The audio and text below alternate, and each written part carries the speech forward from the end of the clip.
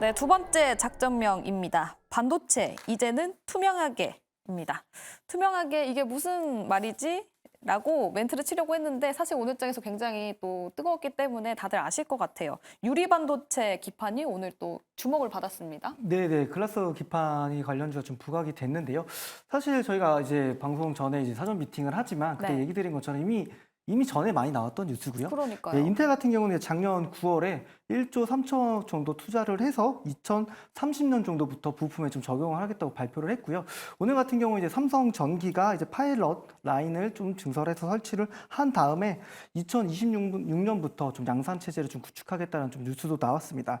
한 개 또 기업 중에 하나는 이미 좀 투자를 하고 있습니다. 미국 공장 중에 설립을 좀 하려고 하고 있는 기업이 이제 SKC라는 회사고요. 네. 자회사로 앱솔릭스라는 회사를 가지고 있고 한 3,600억 정도 가지고 있다고 보시면 되겠습니다. 아무래도 이제 현재 이제 플라스틱 기판의 좀 약간 단점이라고 좀 한다고 한다면 좀 휘어짐 현상이 좀 있다라는 부분들, 그리고 아무래도 지금 반도체에 대한 부분들은 계속적으로 작아져야 되잖아요. 그쵸. 근데 그 반도체가 여러 가지로 이제 이종 집합적으로 만든 과정 속에서 패키징이 중요한데 그 중간중간에 들어가는 부분이 있어요. 그 부분을 좀 줄이기 위해서는 이 유리 기판이 좀 필요하다는 부분들이 많이 부각이 되면서 주가 움직임이 좀 강했다고 좀 보시면 되겠습니다. 뭐 사실 말 그대로 테마고요. 오늘 그런 부분들이 관련주들이 일제히 좀 강하게 좀 올라갔었죠. 우선은 뭐 차트 한번 좀 종목 한번 보겠습니다. 우선 영창 케미칼이라는 기업이 있는데 사명을 YC캠으로 바꿨죠. YC캠 보게 되면은 보시면 이제 바닥에서 기술적 반등까지 나오고 오늘 테마로 엮이면서 주가가 좀 강하게 좀 올라갔습니다. 거래량도 좀 많이 실렸고요. 이 기업 같은 경우는 사실은 뭐 HBM 향으로도 본딩 장비도 같이 걸려 있는 기업입니다. 그래서 사실 모멘텀도 많고요. 오늘 장 초반만 하더라도 직전 종가 자리들을 돌파하면서 오늘 강한 시세를 분출했습니다. 그래서 뭐 이런 기업들 항상 얘기 드리지만 시세를 분출했을 때는 그 캔들의 중심가 부분부터 차근차근 모아간다는 좀 전략들을 좀 가져가시면 되시겠고요. 네. 다른 기업 중에 하나는 이미 이 뉴스는 이미 금요일날 나왔어요. 주말에도 나왔고 이미 그런 뉴스들을 캐치하셨다고 한다면 저도 오늘 같이 하신 분들하고 좀 좋은 수익을 냈던 종목 중에 하나인데 필옵틱스도 보게 되면 사실 대바닥에서 제가 이때 얘기 드렸던 바닥권에서 십자형 캔들 나오는 종목들은 뉴스 모멘텀을 타면서 강한 시세가 나오기도 합니다. 그래서 뭐 필옵틱스라는 회사도 오늘 좀 움직임이 좀 괜찮았고요. 그리고 뭐 제이스텍이라는 기업도 제가 여기 이제 스타워즈에서 편입했던 종목이긴 한데 충분히 또 그런 관련주로 분류가 될 수가 있기 때문에 계속적으로 좀 관심 있게 보셔야 되겠습니다. 뭐 말 그대로 뭐 CXL도 사실 처음에는 규모가 얼마 된지 안 한다 이렇게 생각했었지만 지금 뭐 시장 자체는 어떻게 보면 뭐 기업의 실적적인 측면은 반도체 쪽이 뭐 안 좋잖아요. 올해 이제 좋아질 거라는 기대감을 올라가고 있기 때문에 사실 뭐 제가 어제 무료 방송에서 얘기 드리긴 했지만 반도체는 궁극적으로 갈 겁니다. 근데 어느 기업이 먼저 가냐, 먼저 강하게 치고 가느냐 이런 것들을 봐야 되잖아요. 왜냐하면 똑같은 자본에 대한 회전을 돌린다고 했을 때 빨리 움직일 수 있는 종목들을 캐치하고 접근하는 게 지금 시장은 또 더더욱 중요하기 때문에 뭐 이런 이슈도 한번 나왔던 이슈도 다시 한번 좀 봐야 되고요. 조금 더 좀 본다면 광 GPU 쪽도 지금 다시 한번 좀 관심 볼 시점은 된다고 생각이 들고 있습니다. 그래서 오늘 PMT 관련주는 시세가 좀 낮섰던 부분도 있어요. 보면은 시세 낮섰던 중심값에서 시세가 강하게 났습니다. 그래서 이 관련주들까지도 한번 관심 있게 보셔라. 그래서 반도체는 지금 테마가 만들어지는 쪽에서 시세가 나고 있기 때문에 이런 부분들을 계속적으로 트래킹하고 체크하는 전략들이 중요하다고 얘기 드리겠습니다. 네, 알겠습니다. 유리 반도체 기판 관련해서 필옵틱스를 좀 주목해보자라고 말씀을 주셨는데 오늘 종가가 14% 상승하면서 마감이 됐거든요. 그럼 내일 또 들어가도 되는 부분입니까? 제 개인적으로 중요하게 보는 선이 하나 있어요. 근데 아직 그 선을 터치를 못 했는데요.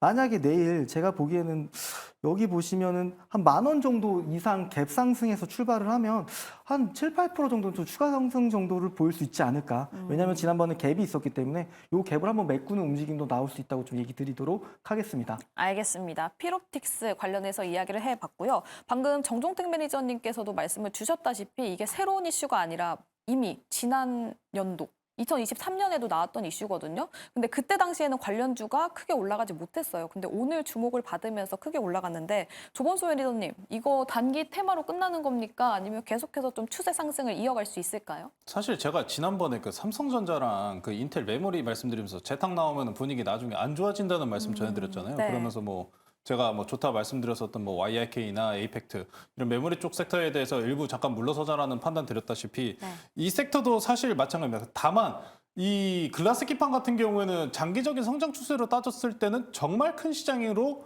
변모할 가능성은 매우 커 보입니다. 사실 근데 이 부분이 좀 오늘 많이 아쉬웠던 점은 레이저 셀이 저번 달에 했었던 종목인데 이 테마로 같이 엮여서 강하게 올라가는 바람에 좀 가슴은 아팠는데 네. 오늘 특히나 이 글라스 기판 쪽들 한번 보시면은 결론은 뭐냐? 향후에 대체될 거다라는 겁니다. 향후에요. 기대감 섹터다 보니까 전반적으로 우리 모두가 테마라는 이야기를 드릴 수밖에 없는 건데 실질적으로 이런 유리기판과 관련된 sektor들 종목들을 몇 개를 제가 한번 보여드릴게요. 과거에 이런 종목들이 있습니다. 캠트로닉스. 캠트로닉스 같은 경우도 유리기판 식각 기술, 이제 깎는 기술입니다. 식각 기술을 또 보유하고 있어가지고 과거에 23년도에 또 부각을 받았었던 종목인데 이 종목은 못 갔습니다. 다른 종목 한번 볼게요. HB 테크놀로지. HB 테크놀로지.